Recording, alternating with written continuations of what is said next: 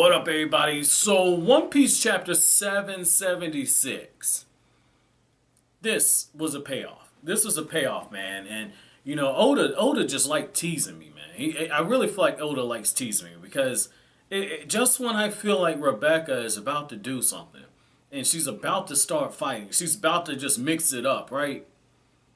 Oda just pulls it away. It's like the ultimate tease, man. It's like you got that really hot girl in your classroom and she flirts with you and she might say, I'll think about it on going away date. She might even say yes, but then something always pops up. Something always pops up. That's kind of what's going on right here. Like, damn. Damn. But I like how Oda just tied it in really, really beautifully, right? He tied it in really beautiful. He was just like, look, I'm going to have Kyros basically say, Rebecca, you kept your mother's wish of not harming anyone. You fought in the Colosseum, surrounded by all these bloodthirsty tyrants, and yet you never shed blood. You won by disqualification every single time. I taught you how to defend yourself, and yet you never struck back. And he says, your hands have never been sullied. Your hands have never been hardened by any of this. You still have your mother's soft hands. You still have your mother's caring nature. He's treating her just like a wallflower, like not even a wallflower. He's treating her like a flower that needs to be protected, which is so crazy when you look at the symbolism because Nico Robin is protecting her, and Nico Robin is making a flower umbrella in order to keep them safe. And Kyros is just taking punishment after punishment. And it's all for the sake of protecting what's left of his daughter's innocence. That's so beautiful, man. That's so beautiful. I mean, for me, I think one of the things that just really strikes me is, as somebody that's talked about, having kids, because like for whatever reason, I don't know what it is. Like once you hit your mid-20s, you do think about like, hey, am I in a position to have kids? Am I in that position to actually have someone to depend on me? It's a really, really big, it's a really big commitment. I mean, that's something that we've been talking about. And for me, it's something that's always scared me. And you guys know this, long-time subs. You guys know for me, what's really scary is, I worry I won't be a good father. And so when I read something like this, what's going on with Kyros, like, he's taking the punishment, man. And he even tells his daughter, like, you keep your ass under that umbrella and you don't step out. You let me handle this. You've had to fight for 10 years. Your battle's over. Allow me to finish what I couldn't finish before. Allow me to be the one that ends it. That's beautiful. Oh, that's beautiful. I can't stress that enough, man. Oda is really coming together with some brilliant symbolism, man. I really enjoy that, man. Now, the other thing that was kind of interesting is, Diamante. I mean, whew. get a moment of silence to this dude because he got cucked, man. Like, so what ended up happening is Diamante, he has everything in his advantage. Like, he has everything in his advantage. Like, the ground is constantly shifting. He's fighting a guy on one leg. He's fighting with the handicap because, Kyros is having to defend Rebecca and fight at the same time while having his stamina eaten away because he's moving on one leg on an uneven surface. Like, it takes a whole lot of concentration. It just really shows you how much of a beast this dude was back in the day because he's doing all this on one leg.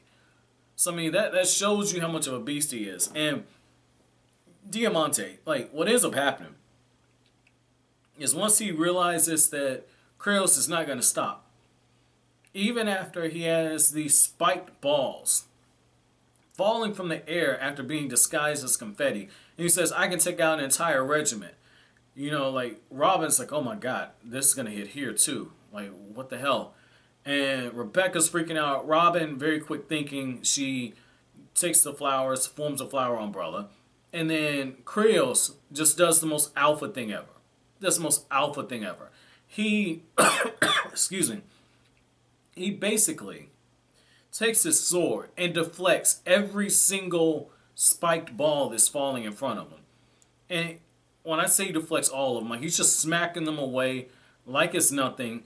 And it's done to the point where even Diamante's just like, what the hell? Does he even get hit by rain when he walks in a storm? Does he even get hit? and it's because he hasn't been touched. And I thought that was really cool because it shows the not only the discipline, like Kyros was saying, but it also shows the level of focus. It also shows the level of skill, the level of seriousness, and the level of urgency that he's fighting with.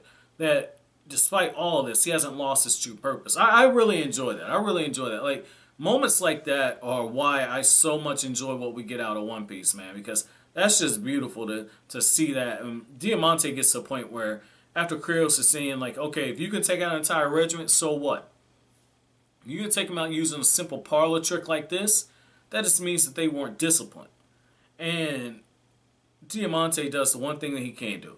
He takes out his pistol and he just shoots him. He just shoots him right in the leg. And even then, after getting hammered away, like Kyros is just stepping up. He's just stepping up. And what he ends up saying is you get this beautiful set of flashbacks. This beautiful set of flashbacks. And he says, like, if I'm anything, I'm the solid representation of the anger that this country has. You're going to feel my wrath. And he just lays it on Diamante. And, like, you get these series of flashbacks where, you know, he's thinking back to not being able to feel the lifeless body, the dying body of his wife. He's thinking back to how he lost his leg. He's thinking back to speaking to Rebecca and Rebecca not knowing who he is. He's thinking about looking into his dying wife's eyes and she doesn't recognize him, which, I mean, damn, man, that would tear me up, man. That would absolutely fucking tear me up if something like that happens. I mean, I get it, you know. He's going for it. He's going for it. There's no ifs and buts about it. He's going for it. He's not going to be stopped either. This is interesting.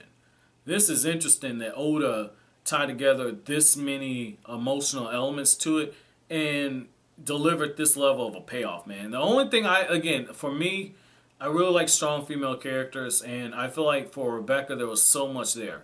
There was so much there that could have been done. And because this is a shonen, and because this is an adventure shonen with a lot of battle elements, you know, I was really hoping to actually see her mix it up. But if you take a step back, I mean, her journey has been an interesting one.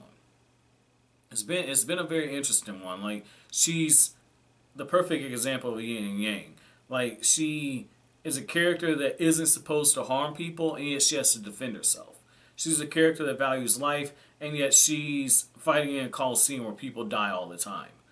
She had so much going for her, and I feel like Oda just kind of pumped the brakes. I really feel like in order to perfectly tie this in together, we needed to see her switch from defense to offense and fight alongside her father. Even if this was going to be her one and only serious fight, we should have seen that. We should have seen that. But I mean, I get what Oda was trying to do there. You know, this is just as much as Kyros' redemption story as it is the conclusion of Rebecca's journey as a warrior. So I mean, I get it. So I want to know from you guys. What were your thoughts about Kyros' speech? How did you feel about that? But as always, guys, if you like anything I had to say, don't forget to comment, rate, subscribe, share. Thank you so much for watching all the way to the end. Have an awesome day, guys.